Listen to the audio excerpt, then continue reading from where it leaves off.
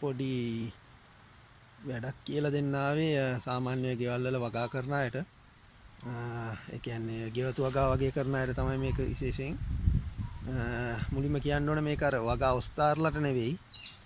සාමාන්‍ය ගෙදර හිතේ ආසාවට මොනවා හරි වවලා ගෙදරට කන්න ගන්න ආසාවෙන් ඉන්න අයට නැත්නම් ඔය ලක්ෂ 2-3 මාසෙට හොයන්න හදන ඒ වගේ කට්ටිය මේක බලන්න එපා. normally හිතේ ආසාවට පැලයක් වවලා ගෙඩියක් කරලා කන්න කැමති අය විතරක් මේක බලන්න. මේ තියෙන එළබටු ගහක් දැන් ගොඩක් කල් වෙච්ච එකක්. අපි අර කියන භාෂාවෙන් කතා කරන විදිහට කියනවා නම් කනාටු වෙච්ච ගහක්.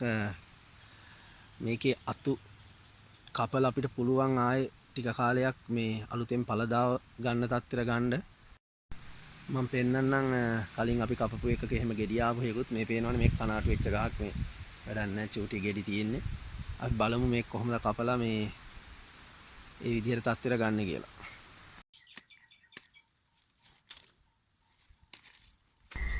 ඔයාලට පුළුවන් මෙන්න මේ විදිහට මේ අතු ටික කපා ගන්න. මම නම් මේ ගෙදර normal පිහියක් පාවිච්චි කරලා තියෙන්නේ. ඔයාලට වෙනම තියෙනවනේ ගස් කපනේ පිහියකින් කටරයකින් වගේ කපා ගන්නත් පුළුවන්. මම නම් මේ normal එකකින් කපා ගන්න. ඊට පස්සේ අපිට පුළුවන් මෙහෙම කපලා මේකේ වටේ තියෙන පස් බුරුල් කරලා කොම්පෝස්ට් හරි වෙන පොරක් හරි දාලා වතුර ටිකක් දාලා මේක ටික කාලෙකින් අර මං කිව්ව තත්ත්වයට ගන්න.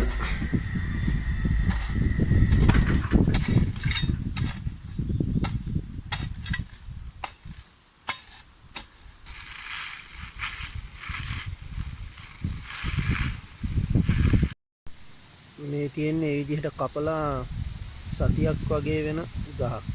පේනවා ඇති දළු දාලා තියෙන විදිහ. මේකත් ඒ විදිහට කපපු ගහක්. මාස 2ක් විතර වෙනවා මේක නම් කපලා. පේනවා ඇති අරට මල් ඇවිල්ලා තියෙනවා. මේකත් බටු වර්ගයක්, කත්තිරික බටු කියලා කියන්නේ. පේනවා ඇති දෙකි තියෙනවා.